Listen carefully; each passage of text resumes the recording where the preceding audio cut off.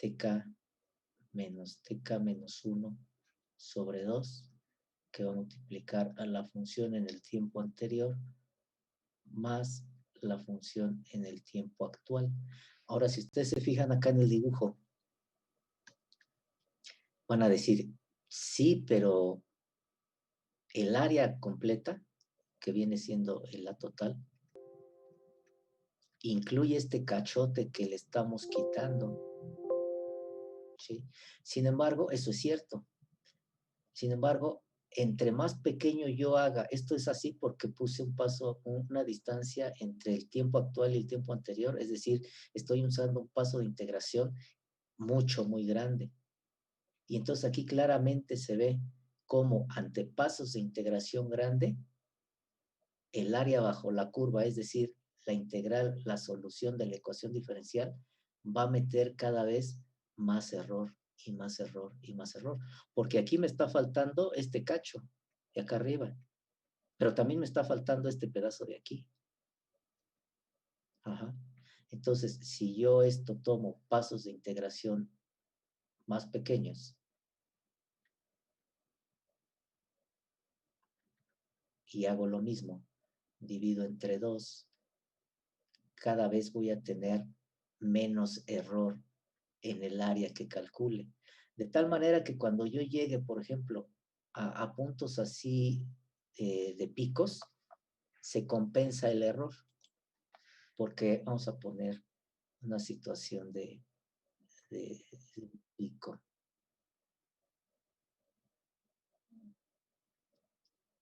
No me quedo. Quiero reproducir aquel otro. Si yo tomo aquí este punto de la función y este punto un poco más alto de la función, ¿sí?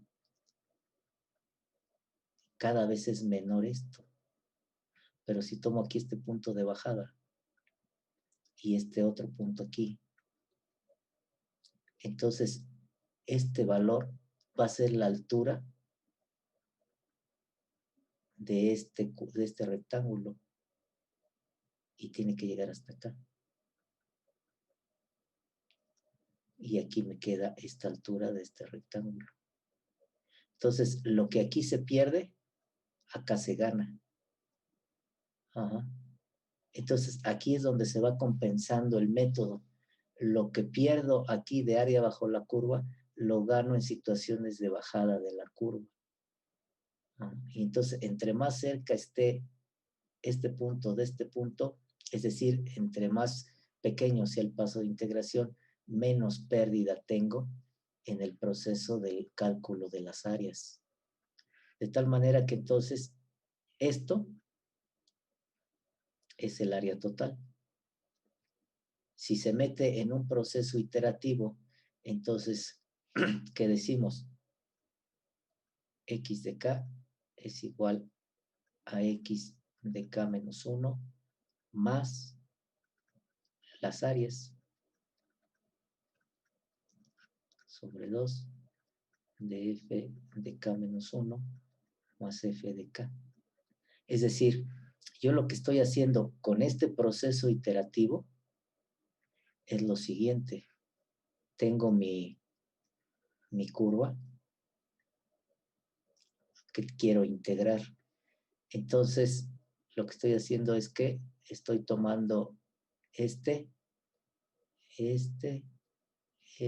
sea, estoy separando en estos que todavía se van a la mitad cada uno de ellos, acuérdense. ¿Sí? Entonces, para poder tener el área bajo la curva de todo, a este que calculo aquí, le tengo que sumar el área anterior. A este que calculo aquí, le tengo que sumar lo que llevo anterior. Y así sucesivamente, para que cuando yo llegue hasta acá, ya haya sumado todas estas áreas y tenga el área completa bajo la curva. Eso es lo que hace esto. Por eso se le agrega. ¿Sí? De tal manera entonces que esto es la regla trapezoidal. Este es el algoritmo para la regla trapezoidal. Si decimos que el paso de integración es TK menos, ahí no es más, es menos. quiero borrar algo y me llevo otras cosas. TK menos TK menos 1. Entonces, la regla trapezoidal me queda como X en la muestra actual igual a X de K menos 1 más H sobre 2 F de K menos 1 más F de K. Y esta es la regla trapezoidal. Fíjense lo que les estaba comentando. Yo necesito el valor de X en la muestra actual, aquí. Pero para conocerla, necesito conocer la función en el tiempo actual, que es este. Eso es lo implícito. Ese es el carácter implícito. Entonces, para resolver esto de que necesito conocer la función en el tiempo actual para encontrar el resultado en el tiempo actual, a través de un algoritmo, es decir, siguiendo los pasos uno a uno como lo marca la ecuación, no es tan fácil resolverlo numéricamente, no es tan fácil resolverlo en la computadora. Lo que se hace es que la función a resolver se dice que se expresa como regla trapezoidal. Al expresar la función a resolver como regla trapezoidal, automáticamente queda definida la ecuación funcional a resolver.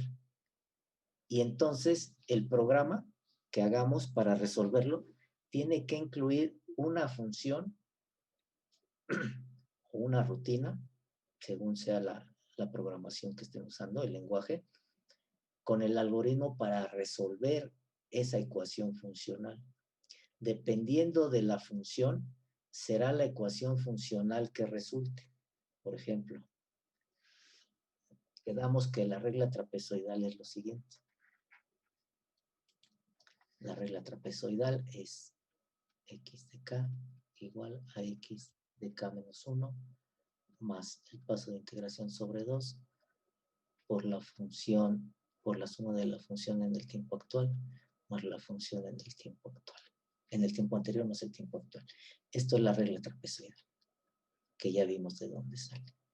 Entonces, si la derivada de x respecto al tiempo es igual a x cuadrada, no x2. Esta es mi ecuación diferencial, en este caso no lineal, a resolver. Y la quiero resolver por la regla trapezoidal. Si yo trato de seguir paso por paso en mi programa, me voy a complicar mucho. Entonces, lo que se hace es que la función a resolver se exprese como regla trapezoidal. Entonces, ¿cuál es la función aquí a resolver? Pues x cuadrada. Entonces, expresando esto como regla trapezoidal, me va a quedar x de k igual a x de k menos 1 más h sobre 2. La función en el tiempo actual, en el tiempo anterior, perdón, x de k menos 1 al cuadrado, más la función en el tiempo actual, x de k al cuadrado. Ahora tengo que resolver todo esto. ¿Y quién es mi incógnita?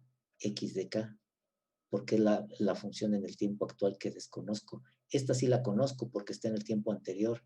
Esta la conozco porque está en el tiempo, en la muestra anterior. Esta no la conozco porque es la que está en la muestra actual. Entonces mi incógnita es la función en la muestra actual. Entonces de esta ecuación, que es la regla trapezoidal, ya expresada la función a resolver como regla trapezoidal, despejo mi incógnita. Y entonces, ¿cómo me queda? Pues lo trabajo, ¿no? X de k igual a x de k menos 1 más h sobre 2 de x de k menos 1 al cuadrado más h sobre 2 de x de k al cuadrado.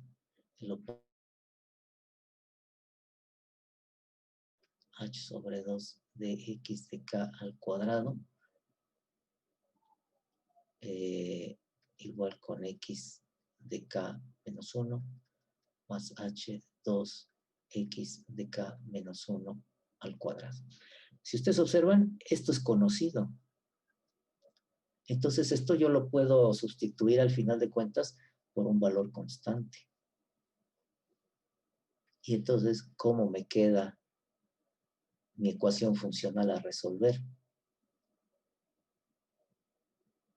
Si quiero que me quede este término cuadrado, pues me regreso como quiera, no hay problema. Pero vamos a seguir como estábamos. Me queda x de k menos h sobre 2 x de k al cuadrado igual con un valor constante. ¿Qué tipo de función es esta? ¿Cómo resolverían esto?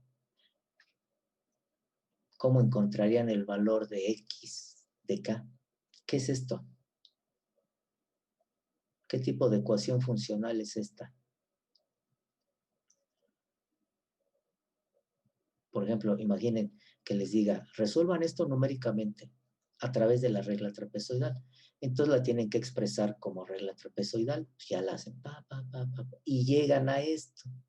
Y entonces aquí es donde ustedes van a decidir qué función le tienen que agregar a su programa para que resuelva esto.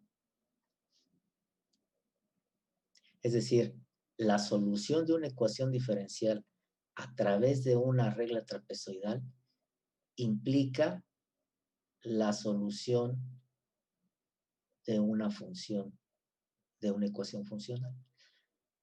¿Qué algoritmo meterían para resolver esto?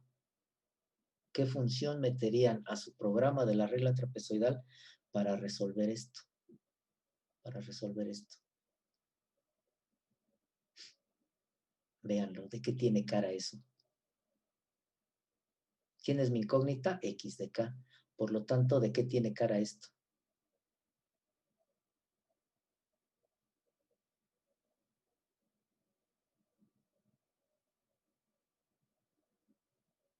Sí, ya se fueron, aquí me dejaron solito.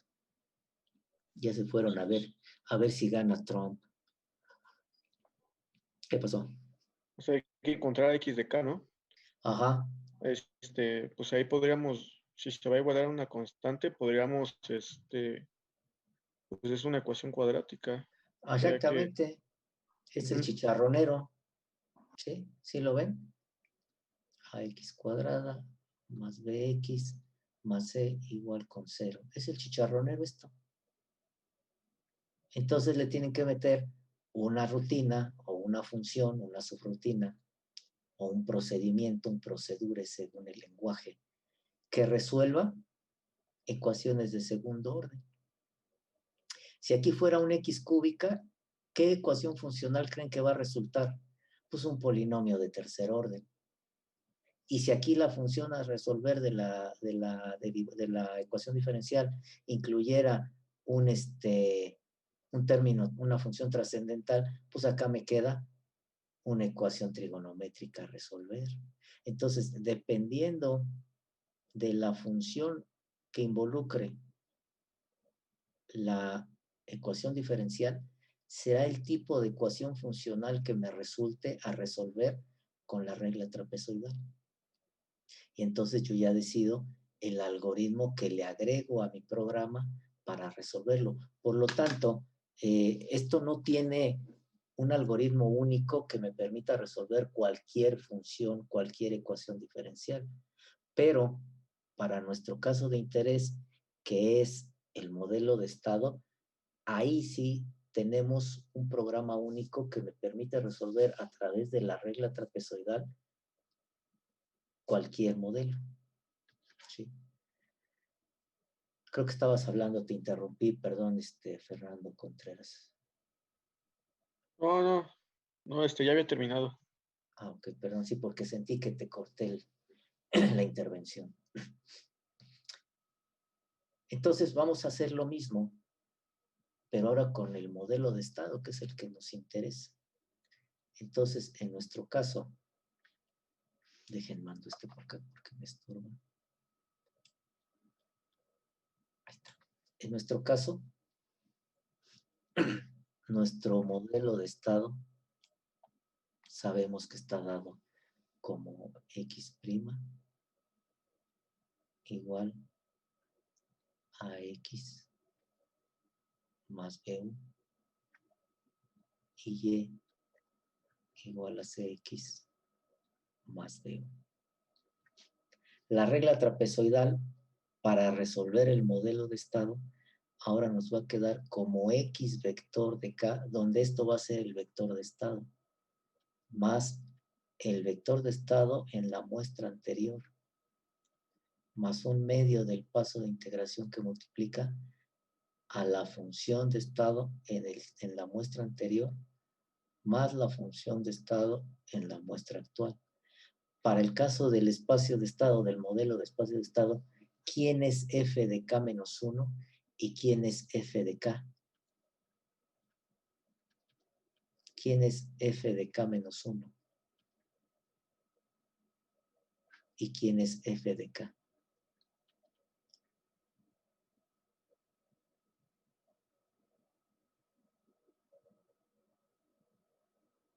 Les pregunto.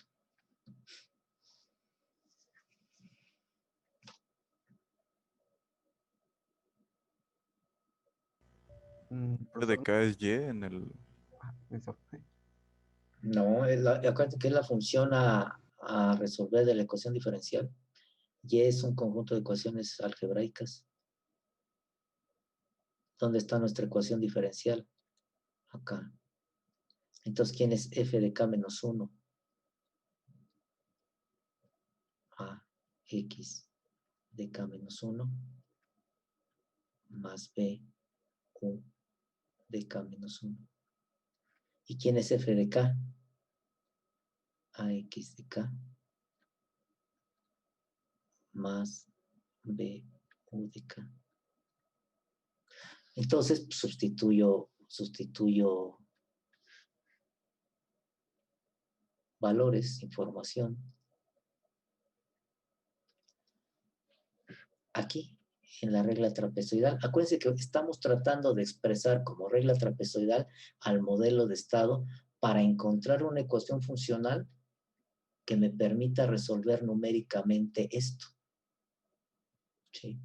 Siempre es preferible hacer este procedimiento de expresar la función a resolver como regla trapezoidal, porque ya cuando la resolvamos inclusive a mano, nos va a ahorrar una gran cantidad de trabajo al momento de iterar la solución. Entonces, como regla trapezoidal,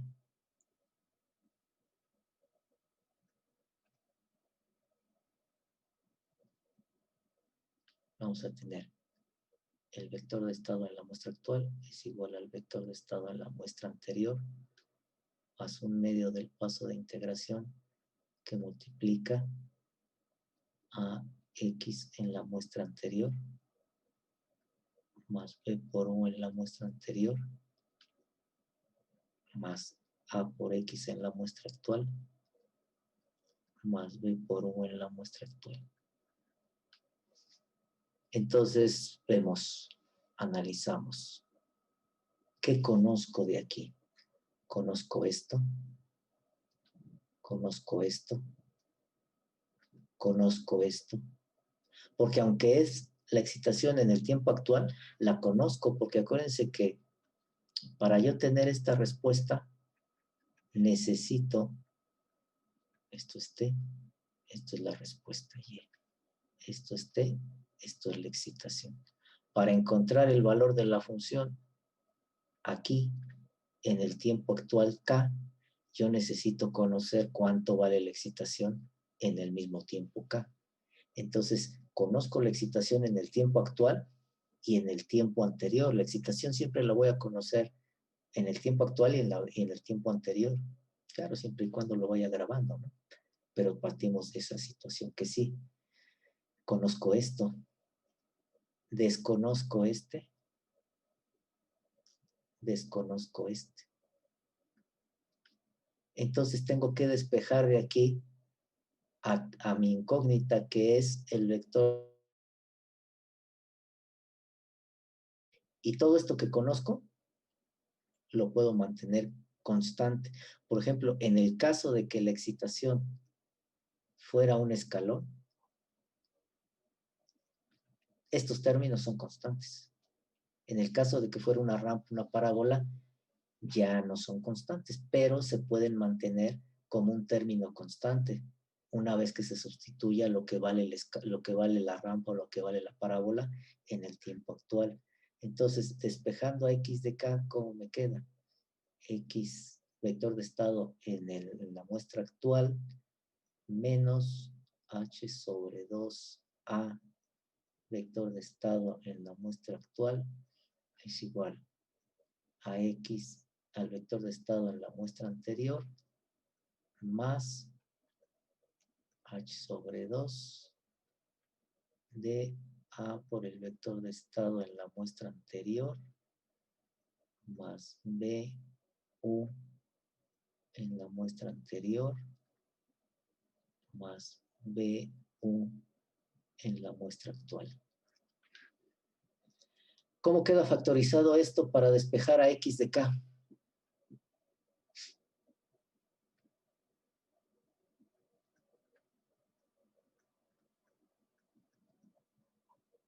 ¿Cómo queda factorizado eso para poder despejar a x de k?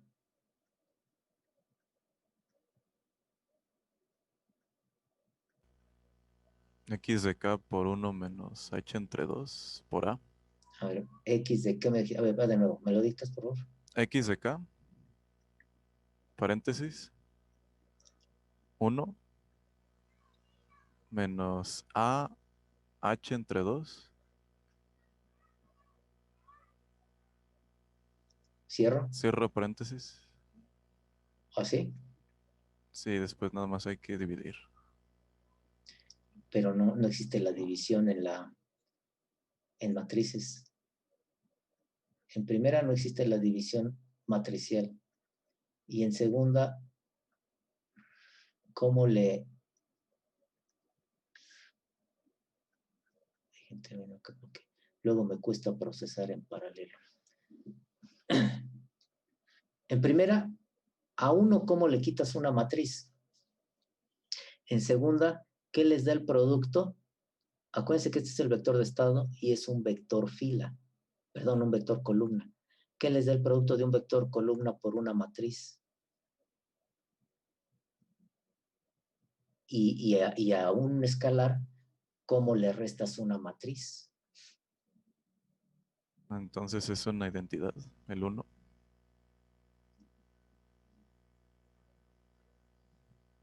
Y ahora, ¿qué les da el producto de un vector columna por una matriz? ¿Podría ser otro vector columna? No.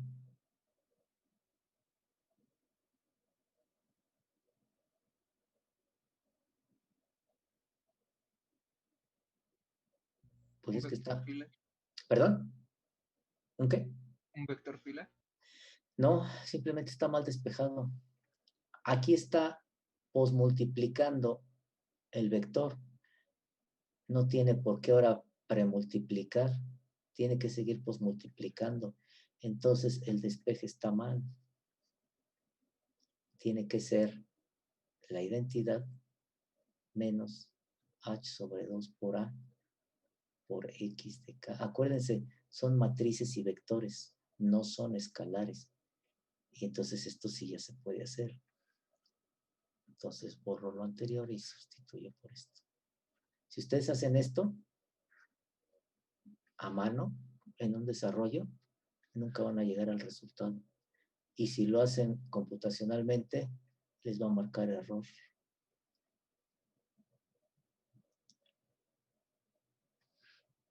Ahí está. Entonces, ¿ya quedó? ¿De qué le ven cara a esta ecuación funcional para generar una rutina que me permita resolverla? ¿De qué le ven cara a esta función, a esta ecuación funcional? Por lo tanto, ¿qué rutina meterían a su programa para que la resolviera y estuvieran resolviendo el modelo de estado a través de la regla trapezoidal? ¿De qué le ven cara a esa ecuación funcional?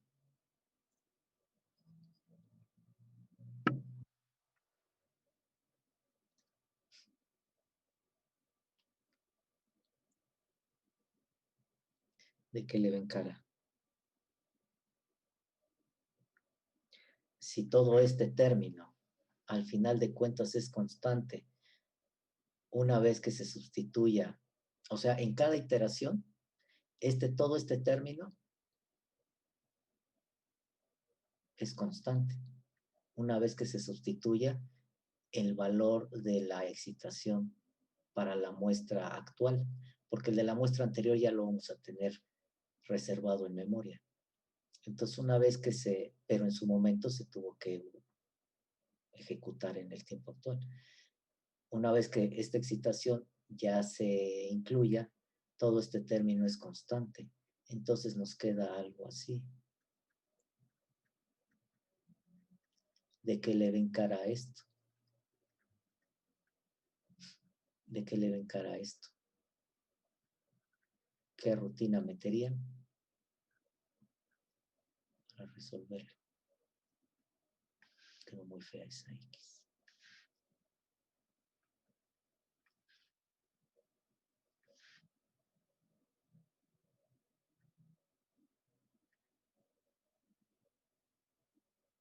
¿De qué le ven cara?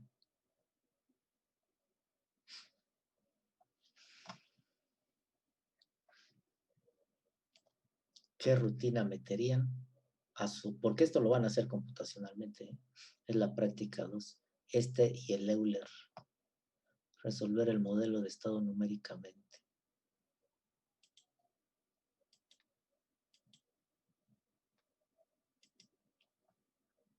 Entonces, ¿qué le pondrían ahí de rutina de solución? ¿De qué le ven cara a eso? Si ustedes observan, esta ya va a ser constante, ¿eh? También. Voy a cambiar el color. Me gustó este verde pálido. Más bien verde oscuro, porque no está pálido. Esto también es una constante, ¿eh? Fíjense cómo al final de cuentas se ahorra mucho uno expresando como regla trapezoidal lo que se quiere resolver, porque si yo lo voy resolviendo cada iteración, siguiendo y siguiendo el paso que me marca o los pasos que me marca la regla trapezoidal, voy a llegar a la misma ecuación funcional a resolver. Pero para llegar a ella tengo que hacer un montón de operaciones cada iteración. Pero, por ejemplo, en este caso, si yo lo hago siguiendo lo que me va marcando la regla trapezoidal, en el caso de la dx en dt igual a x cuadrada, si yo voy siguiendo paso a paso lo que me va marcando la regla trapezoidal, al final llego al chicharronero, a la ecuación cuadrática. Entonces, si yo resuelvo modelo de estado por la regla trapezoidal, siguiendo paso a paso lo que me va marcando la regla trapezoidal, voy a llegar a esta ecuación funcional. Esto no lo voy a poder cambiar, voy a llegar a ella. Entonces, si de todos modos cada paso de integración, claro, alguien puede decir, sí, pero pues que la computadora trabaje, pero a veces es mejor optimizar todo esto, ¿no? Y entonces ya no tengo que hacer tanta operación paso por paso. Esto ya es constante, esto es constante, esto es constante, esto por esto es constante, yo puedo hacer este producto y mantener constante esto. Aquí nada más es una suma. Pero ¿de qué le ven cara a esto? Si al final esto también va a ser una matriz constante.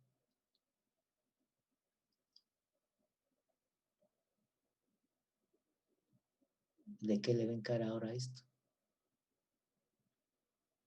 Y esto es de secundaria, ¿eh? Ni siquiera esto es de superior. Esto nos lo dan en secundaria.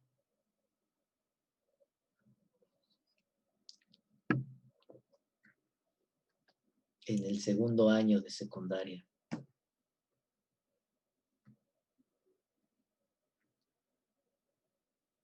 ¿Qué es? ¿Qué pasó? Ahora sí me están apantallando. ¿Qué es esto? ¿Qué es esto?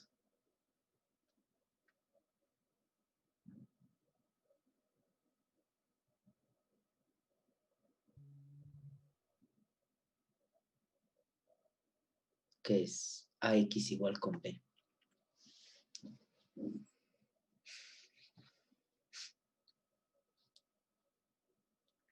Les escucho.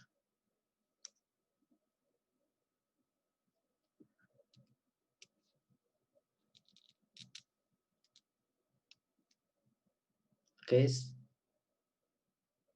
Si les dijeran, tienes que resolver esto, ¿qué rutina usaban para resolver esto? ¿Qué tal? Bienvenidos. En álgebra Que tenemos... esto es esto. Y esto es esto. ¿Qué rutina usaban para resolver esto?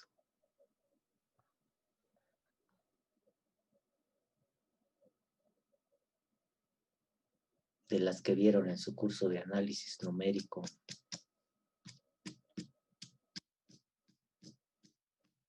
¿Que no es un sistema de ecuaciones? Es un sistema de ecuaciones simultáneas algebraicas, exactamente. Esto es la incógnita, esta es la matriz de coeficientes, este es a lo que está igualado cada ecuación, que luego muchos le llaman vector solución. Es un sistema de ecuaciones simultáneas algebraicas, exactamente. Entonces aquí le meten un Gauss-Seidel, siempre y cuando esta no sea singular, y ya, así lo resuelven. Entonces fíjense cómo la solución del modelo de estado matricial diferencial mediante la regla trapezoidal se reduce a una solución se me fue el nombre, no es iterativa, a una solución recursiva de un sistema de ecuaciones. La solución del modelo de estado a través de la regla trapezoidal se reduce a una solución recursiva de un sistema de ecuaciones simultáneas algebraicas. Entonces, ¿cómo resolvemos una ecuación, un sistema matricial diferencial con ecuaciones algebraicas simultáneas? Si aquí lo quisiéramos resolver ahorita a mano, es decir, despejar a x de k, a que es igual a x de k ya despejado, ¿cómo me quedaría x de k?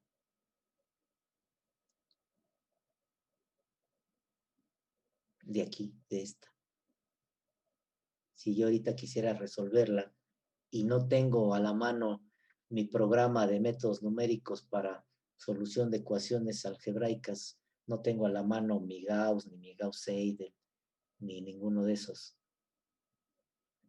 ¿Cómo lo resolvería? Pues despejo x de k, xk, es que no es de k porque no es función, x en la muestra k. ¿A qué es igual? Hace rato dijeron, dividiría, sí, pero no hay división en las matrices. Entonces, ¿cómo se lleva a cabo la división en matrices si no hay la operación de división?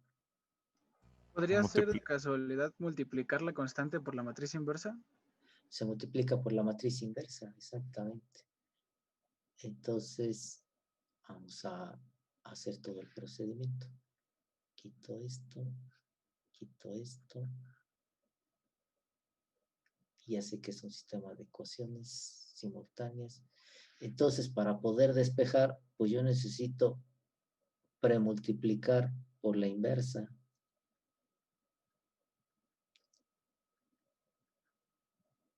Toda la ecuación.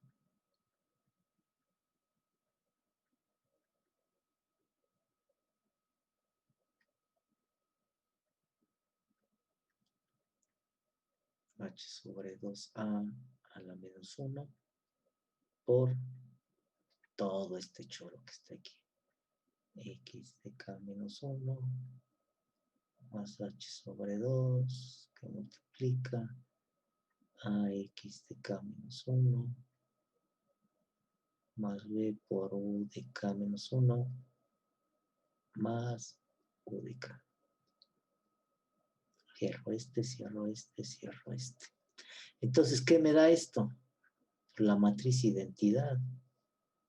Por lo tanto, omito poner explícitamente la matriz identidad porque yo ya sé que matricialmente todo lo que multiplique vector o matriz por la matriz identidad equivale en el caso escalar a estar multiplicando por 1. Entonces ya sé que voy a obtener el mismo vector. Y ahí está, igual a todo eso.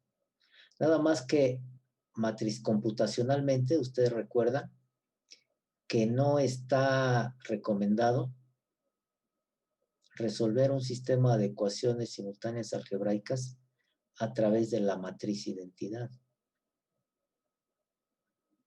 Perdón, a través de la matriz inversa.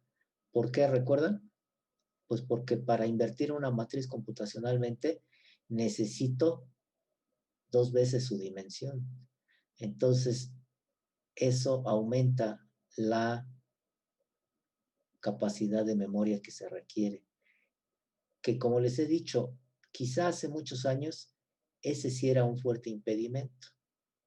Actualmente, con las capacidades de memoria que ya trabajan las computadoras, y si no se busca un algoritmo eficiente por cuestiones de tiempo de cómputo, pues actualmente si la resolvemos por la inversa, pues no pasa gran cosa, ¿no?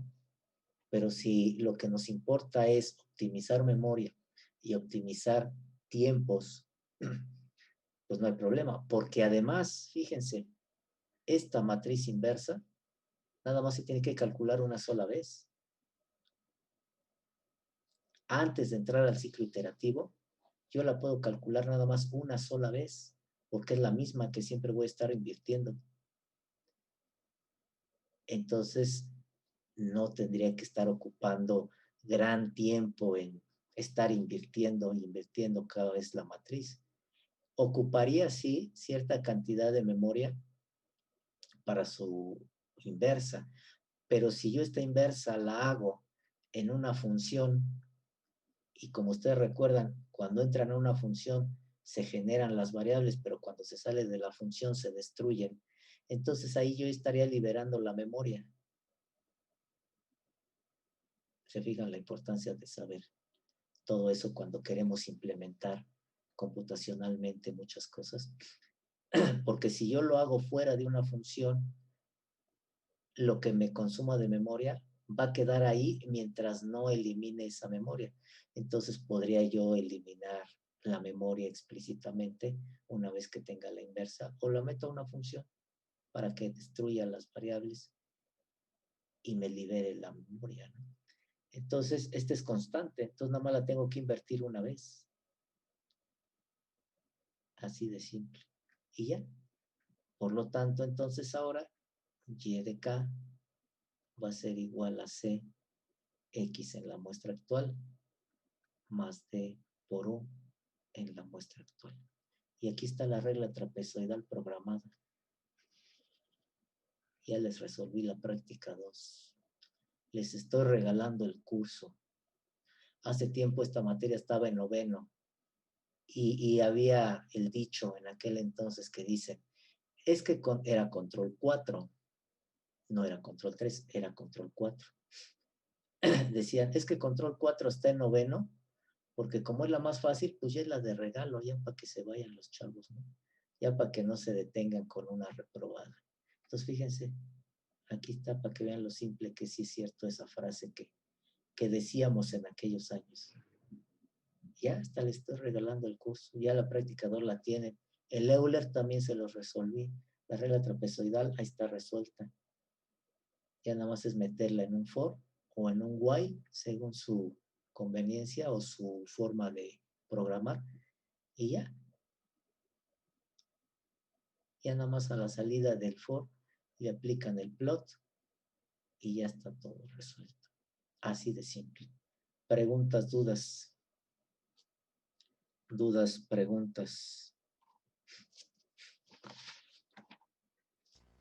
Sí, tengo una duda. Sí. ¿Dónde quedó el trapecio? O sea, no entendí por qué se llama trapezoidal. ¿Qué es un trapecio? Un trapezoide. ¿Qué es un trapezoide?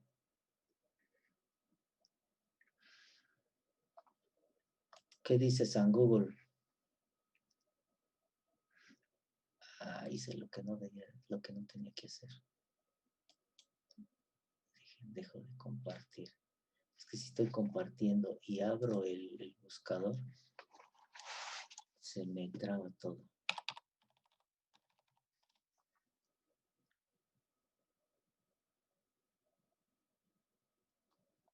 Dice la Wikipedia. En geometría se llama trapecio a un cuadrilátero que tiene solamente dos lados paralelos. Eso es un trapecio.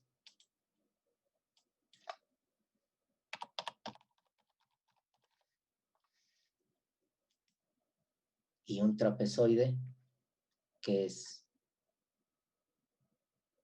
dice que sin lados paralelos. O sea que, vamos para acá. De acuerdo a la definición de... ¿Todavía están viendo la pizarra? No. Ah, bueno, ya Ahora sí. ahora sí. Sí. Sí, es que había visto. De acuerdo a eso, dice que tiene dos lados nada más paralelos, ¿no? Es decir, este y este.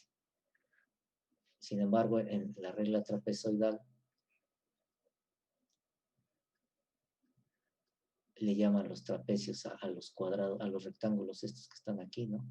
A los paralelepípedos, que en todo caso entonces tendría que ser la regla paralelepípeda. Pero bueno, le dicen trapezoidal por lo que se forma aquí, ¿no? Que si lo vemos estrictamente hablando, de acuerdo a esa definición, pues no es un trapecio, porque nada más tiene dos lados paralelos, y aquí tiene dos pares paralelos. Pero se supone que de aquí salen los trapecios, de estas figuras que se están generando aquí. Ajá. A esto les llaman los trapecios.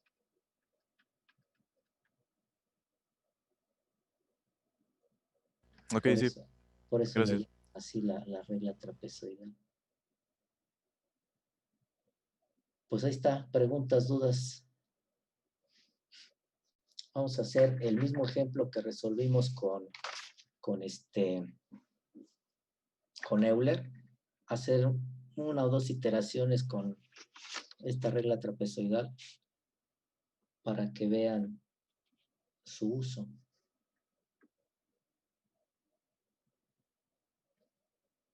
Aquí tendríamos que calcular todo. Vamos a copiarla. Dejen borro esto.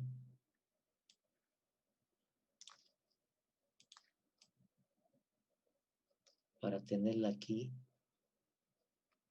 y usarla. Entonces dice que es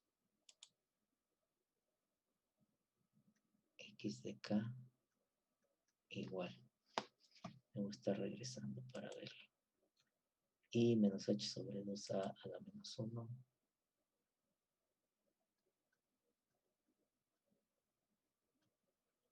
Que multiplica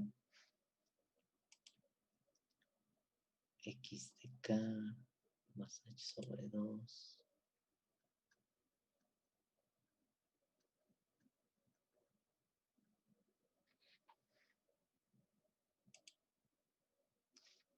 Tome estorbo para ver a x de k menos 1 más b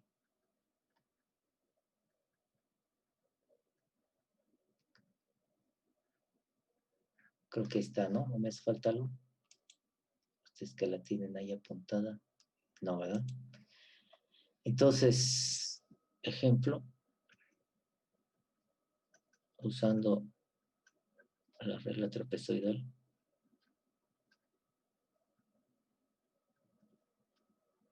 Resolver dos o tres iteraciones.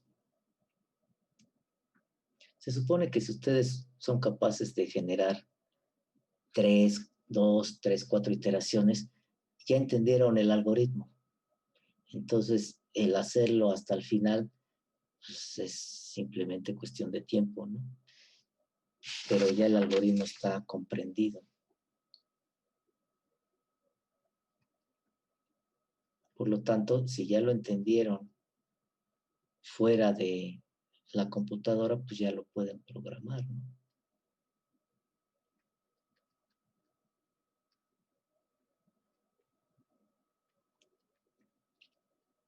Bajo las mismas condiciones.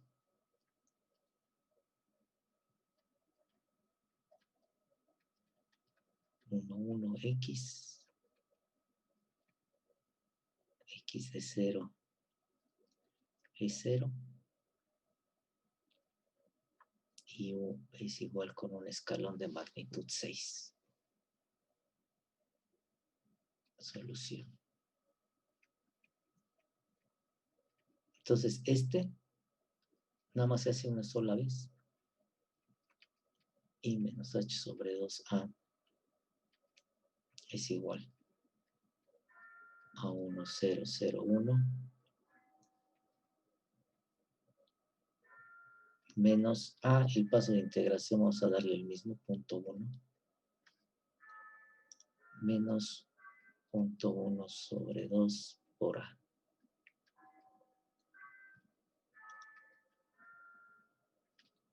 Esto es igual a 1, 0, 0, 1. ¿Cuánto es punto 1 entre 2? Punto 0,5, ¿no? Punto 0,5 por 3. Punto 15.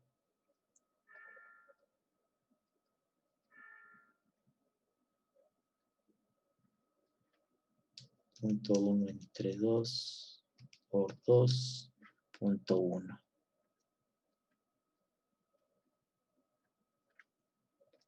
Entonces esto es igual a menos por menos da más a 1.15, 0, 0, 1 menos menos 1.1.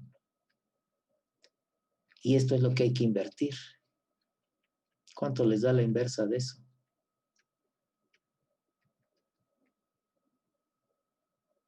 ¿Cuánto es la inversa de esta matriz? ¿Alguien la tiene por ahí?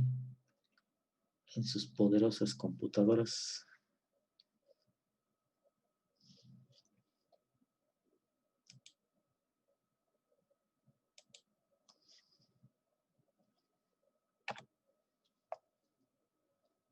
¿Cuánto les da esa inversa?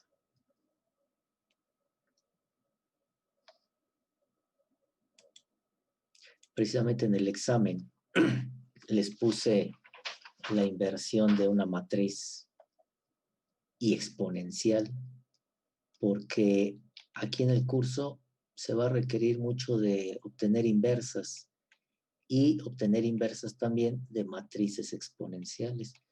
Entonces, una manera de que se vayan desempolvando para resolverlas. ¿Cuánto les da esa inversa?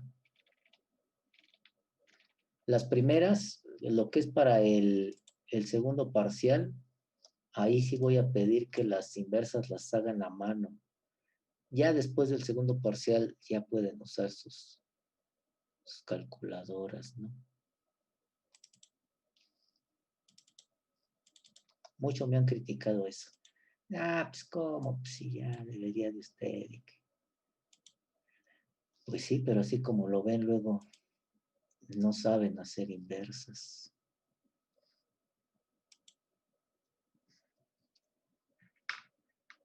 ¿Alguien ya lo obtuvo? ¿Cuánto les dio?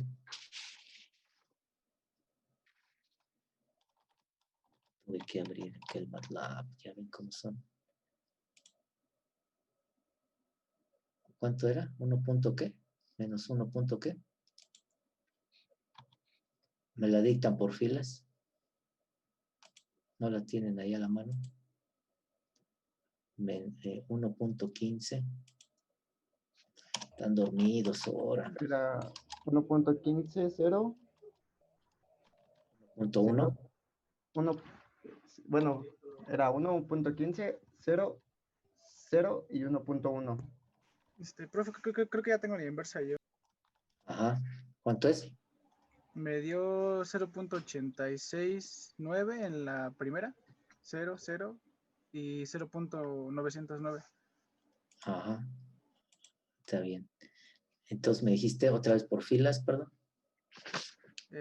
Perdón, 0.869, 0.869. 0, 0 y 0.909. Ahí está. Entonces ya nada más es cuestión de... Ahora fíjense, es para un escalón. Por lo tanto, esto es constante. ¿Sí? ¿Cómo me queda eso para el escalón? Este otro término también es constante porque lo estamos trabajando para un escalón. Acuérdense que el escalón sucede en 0.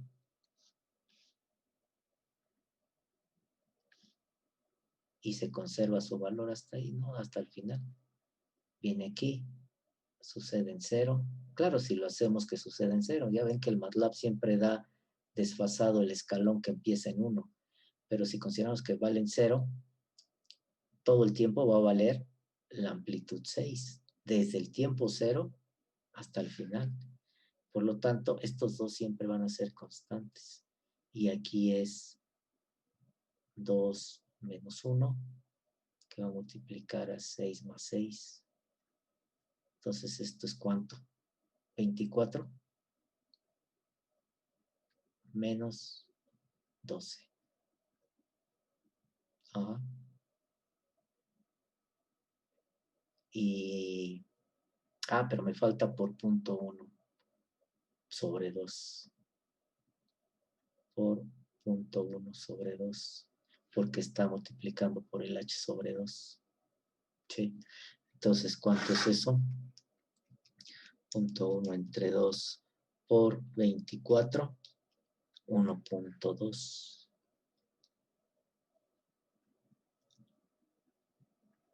Y aquí es punto 1 entre 2 por 12 menos punto 6. Ahí está. Y otro que también es constante es h sobre 2 por a. Entonces también ese producto lo podemos hacer. Aquí me faltó ponerle h sobre 2. Que ya está acá. Entonces el h sobre 2 por a también va a ser una matriz constante. Y entonces aquí va a ser igual. Punto 1 entre 2 por 3. Punto 15. 0, 0.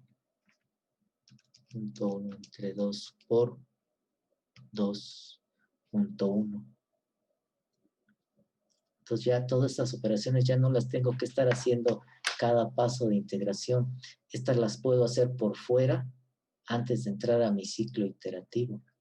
Y entonces ahora sí, por ejemplo, el primer paso de integración, en la primera iteración, perdón, ya sabemos que va a ser para x igual con 0. Entonces,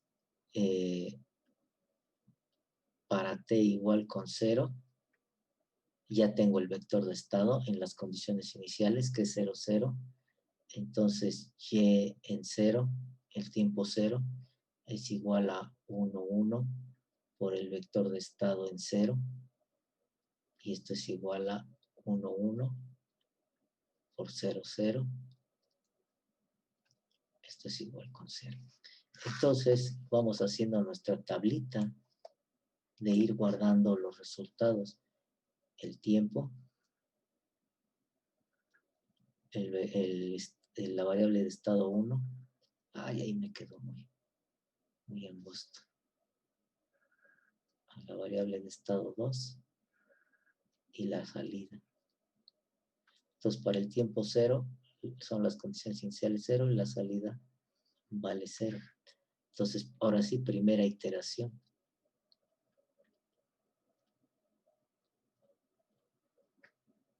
Tiempo actual igual al tiempo anterior más h, el paso de integración.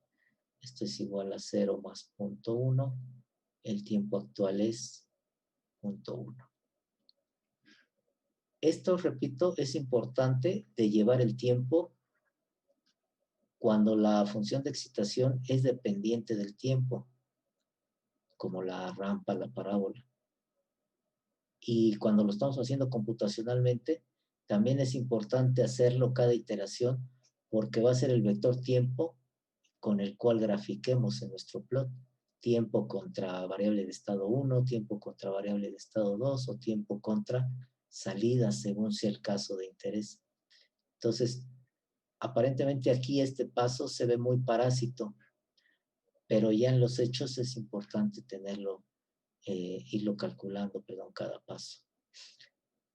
Entonces, en la primera iteración, ¿dónde está nuestra ecuación como regla trapezoidal? Vamos a minimizar esto, que nomás nos estorba, no nos ayuda. Aquí está arriba. Entonces, x en el tiempo actual, que es 0.1, igual a la inversa de i menos h sobre 2, que ya la calculamos y está acá. No me va a caber. Lo tengo que hacer más abajo.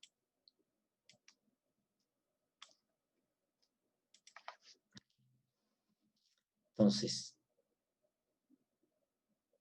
x en el tiempo 0.1, vector, igual a mi inversa, que es 0.8690, 0.909, que multiplica al vector de estado en el tiempo anterior, es decir, en 0, más el h sobre 2a, que ya lo calculamos aquí para tenerlo una sola vez, menos 0.15, 0, 0, menos 0.1, por el vector de estado en el tiempo anterior, es decir, en 0, más todo este término de las b por u, que ya vimos que es constante, igual con 1.2, menos 0.6. Entonces, fíjense cómo ya una vez que está planteado esto, porque así lo meten a la computadora, ya nada más es recursivamente ir metiendo aquí el vector anterior, el vector anterior, el vector anterior, el vector anterior, el vector anterior, el vector anterior, y hacer los productos y hacer las multiplicaciones, que en el MATLAB, pues esto es sencillísimo, ¿no? Porque ya no tienen que, ya nada más dicen A por X más B por U, por ejemplo, ya no tienen que generar el algoritmo. Entonces todavía en el MATLAB, esto lo hacen en una sola línea de código. Ya no necesitan hacerlo tan extenso. Y aquí nada más van metiendo el vector anterior, el vector anterior aquí, y ya les va dando el vector actual, el vector actual, el vector actual. Así de simple es computacionalmente resolver por la regla trapezoidal el modelo de estado. ¿Sí? Ahora, si ustedes se quieren lucir y en vez de la inversa le meten su rutina de Newton, ¿de qué? El método de... ¿Cuál es para solución de ecuaciones? Se me fue el nombre. Gauss. De Gauss o Gauss, exactamente, gracias, de Gauss, Gauss-Seidel, pues lo pueden hacer, ¿no? No hay ningún problema. Yo lo estoy haciendo aquí porque no tengo un método numérico. Ahora, por ejemplo, vimos nosotros cómo resolver el sistema de ecuaciones con la eliminación gaussiana, que es el método de Gauss, ¿no? Entonces ahí también ya lo tienen, lo pueden programar y meterlo aquí. Entonces, acuérdense que aquí va a ser la variable de estado 1 en el tiempo 0.1 y la variable de estado 2 en el tiempo 0.1. No le quiero poner como función porque no es una función, ¿verdad? Por eso los pongo así como exponentes o como subíndices para que no se vea como función. 0.8690, 0.909, que multiplica al vector de estado en el tiempo 0. Todo esto es 0 y ya nada más le sumo 1.2 menos 0.6. Entonces, ¿cuánto les da este producto de esta matriz por este vector? Lo que les dé va a ser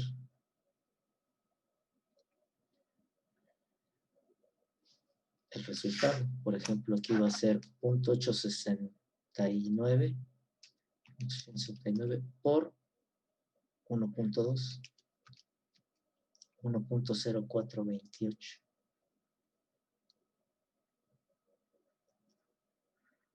Y el otro va a ser este por este, o sea, 0.909 por 0.6, 0.5454.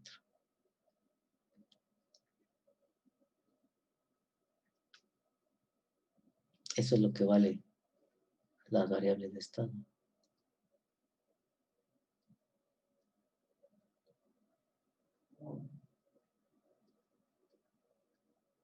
De tal manera entonces que la respuesta en el tiempo actual va a ser igual a C por X en el tiempo actual más D por U, pero no hay D. Entonces esto es igual a 1, 1 por el vector de estado en el tiempo actual, que es el que acabamos de calcular.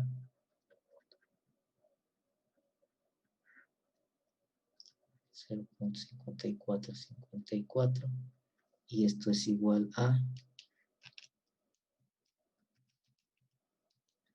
0.4974.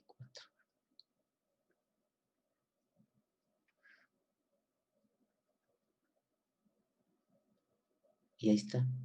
De tal manera entonces que la segunda iteración va a ser el tiempo anterior más el paso de integración, nos va a dar 0.2.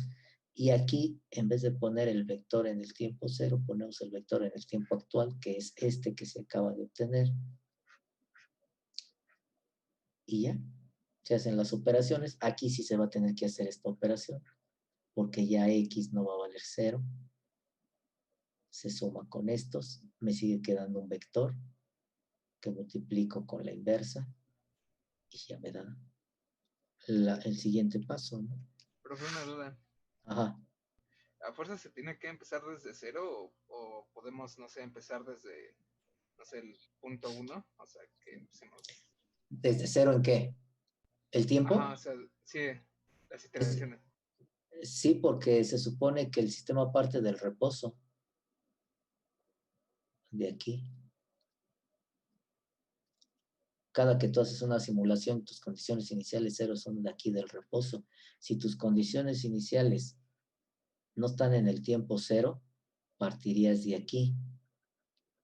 Pero si partes en un tiempo distinto de 0, entonces tendrías que calcular las condiciones iniciales que sucede en el punto 1. Por ejemplo, vemos que aquí en punto 1 el sistema ya vale esto. Ah, pues acá está bien. Ya vale esto. Ya vale esto. Entonces no puedes decir tú, empiezo en un tiempo punto 1, pero con las variables de estado igual con 0.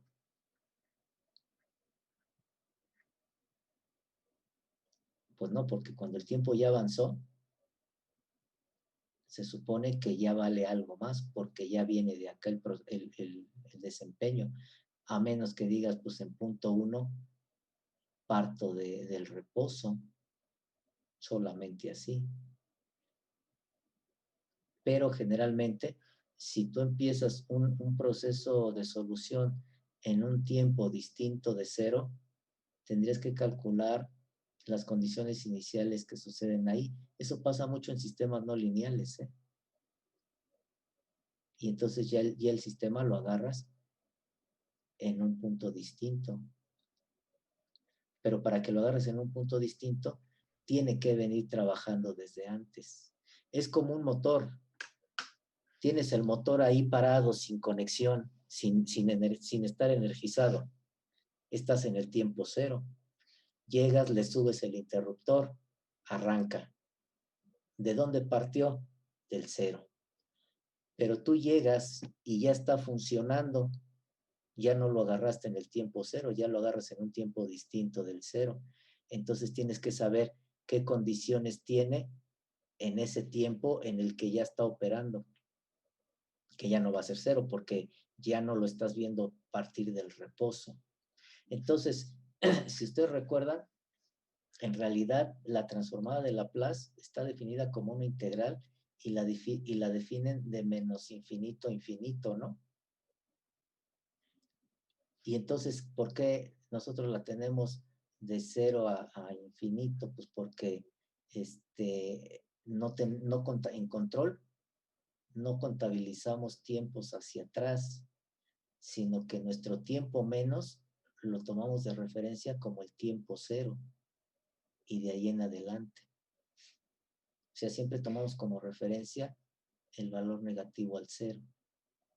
Claro, hay muchas situaciones en las cuales se analiza así, pero bueno, ya son otras cosas. Pero ya en otra aplicación, en una aplicación así común de la teoría del control hacia algo real, nosotros no resolvemos con límites negativos, lo partimos de 0. ¿Por qué? Porque ahí lo estamos acotando, ¿no? Por ejemplo, dices, pues yo quiero analizar el funcionamiento de mi motor de las 4 de la tarde a las 4:15 de la tarde. Entonces, tu tiempo inicial no le vas a dar T inicial 4 de la tarde. Le das T inicial igual con 0, porque las 4 p.m. va a ser tu referencia inicial de 0. Y de ahí a 15 minutos. Si cuando tú llegas a las 4, parte del reposo, tus condiciones iniciales tienen que ser 0. Pero si tú a las 4 de la tarde tu motor ya está trabajando en una cierta condición, entonces tienes que ver esas condiciones que tiene en ese momento para poderlas poner como vector de condiciones iniciales. Entonces todo depende de la situación. ¿Sí? En el MATLAB que decía, el escalón siempre viene así y en 1 arranca. Aquí sí está diciendo que arranca en un tiempo distinto de 0, pero del reposo, porque viene con 0 hacia atrás. Ustedes hagan una simulación en Simulink, arrastren su bloque de step y denle doble clic y verán que por default trae que inicia en 1 y su respuesta les da así. Empezó distinto del 1. Entonces, vuelvo a repetir y ya para concretizar. ¿Puedo partir de un tiempo distinto de 0? Sí, pero debes de saber bajo qué régimen de operación está el sistema. Si ya está trabajando, tendrás que calcular sus condiciones iniciales. Si lo haces desde el reposo, pues, partes desde aquí. Entonces, nada más se ve desplazada la respuesta. Esta respuesta típica que hacemos aquí, simplemente la ves desplazada. Pero sí debes de saber si en el tiempo distinto de 0 tu sistema parte del reposo o ya está trabajando.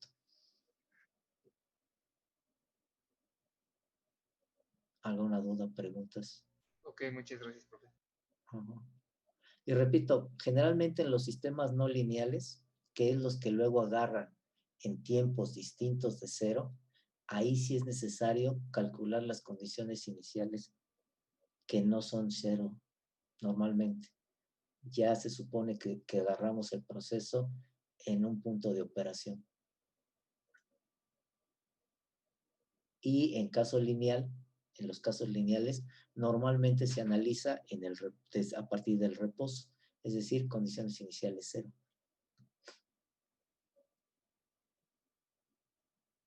¿Preguntas, dudas? ¿Dudas, preguntas? No, profe. Lo de su examen, yo creo que espero mañana tener sus resultados, ponerlos ahí en el Moodle. Yo necesito subir calificaciones el viernes. Para los que no les he dado clase, y creo que no se los comenté, la forma de calificación es si ya se los comenté, pues ya me dicen y ya me detengo, ¿no? Para no repetirlo. Pero si no, la evaluación dentro de un parcial puede tener actividades que en este no hubo, prácticas y examen. O sea, un periodo, un parcial, puede contener cualquiera de estas cosas. Si nada más hay prácticas, el parcial se evalúa nada más con el promedio de prácticas. Y es lo que se sube al SAES. Si nada más llega a haber examen, con el puro examen. Si hay nada más actividades, con lo que promedien las actividades. Pero si hay una combinación de todo esto, entonces de las actividades que se hagan, se saca un promedio. De las prácticas que haya en el periodo, en el parcial, se saca un promedio. Y esto, pues, el examen. Entonces, entre las actividades y el examen, se saca un promedio. Y se promedia con el promedio de prácticas.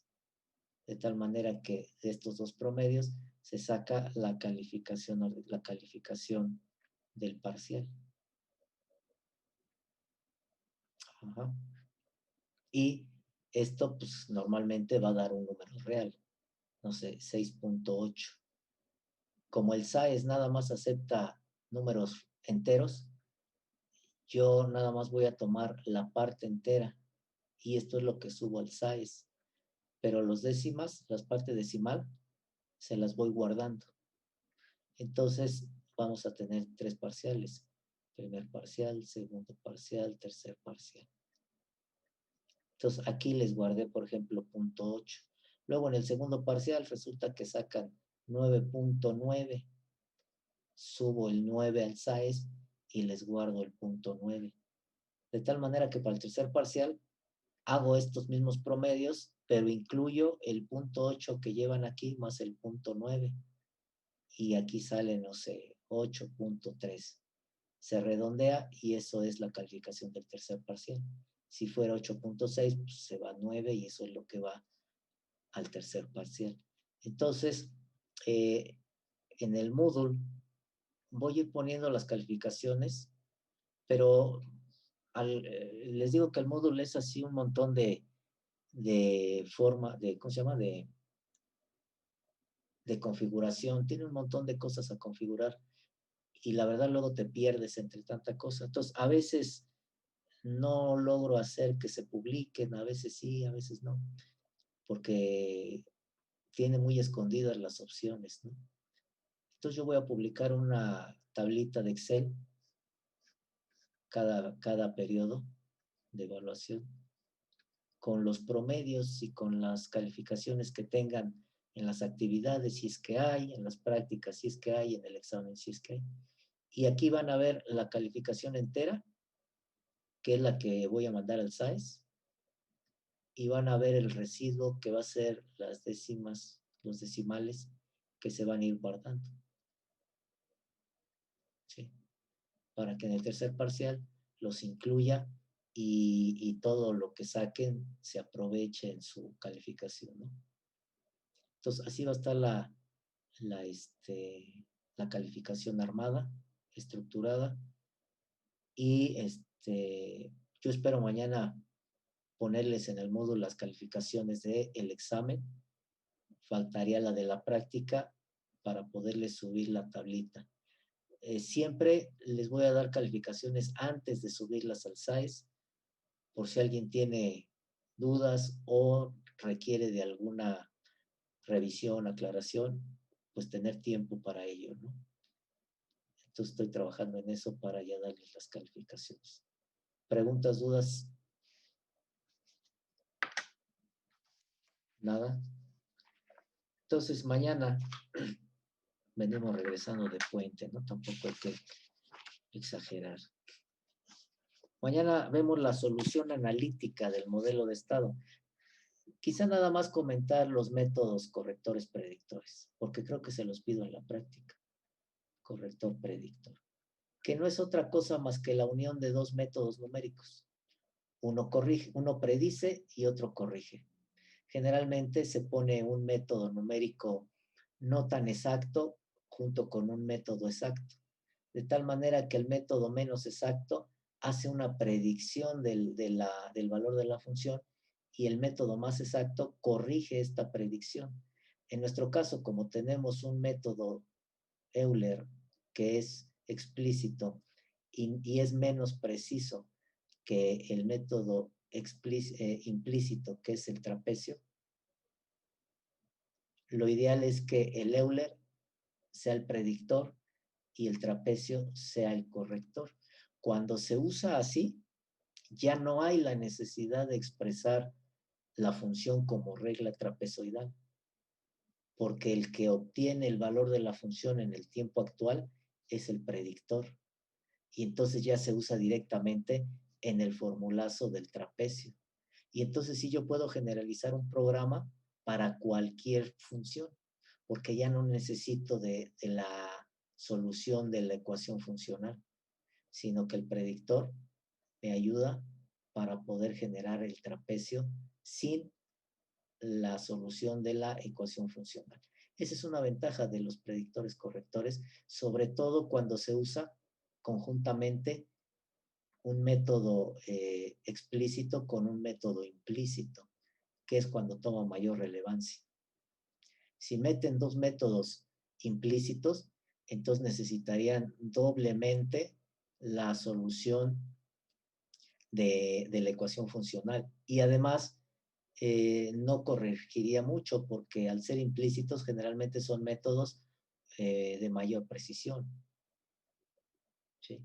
Entonces, pues eso que les iba a decir mañana, pues es esto mismo, ¿no? Que les acabo de comentar ahorita. Creo que les pido en la práctica 2 que implementen un predictor corrector con el Euler y con el trapecio. Pero, por ejemplo, pueden poner Runge-Kutta como método predictor, que ya representa una buena precisión en sus cálculos, y corregirlo con la regla trapezoidal. Y nuevamente el Runge-Kutta calcula en el tiempo actual la función para que la regla trapezoidal ya la aplique directamente en su formulazo. Aquí miren. Este valor de la función en el tiempo actual, que es esta, la calcula Euler en nuestro caso. Y pongo aquí el resultado. Y como este lo conozco porque está en el tiempo anterior, pues ya aplico el formulazo directo de la regla trapezoidal. Ya aquí de un jalón lo aplico. Ya no tengo que hacer todo esto. Todo esto ya no tengo que hacer. Ya me ahorro todo eso. Con un método predictor corrector. ¿Preguntas, dudas? Y creo que sí se los pido en la práctica 2. Les pido Euler, les pido la regla trapezoidal y luego que implementen un predictor corrector con estos dos. Y estos predictores correctores puede ser con cualquier método, ¿eh? Lo ideal es eso, que el que les da mayor precisión sea el corrector y que usen uno menos preciso como predictor para que también consuma menos tiempo, ¿no? Y el resultado sea aceptable. ¿Dudas, preguntas? Preguntas, dudas. Si no las hay, pues le dejamos por hoy aquí.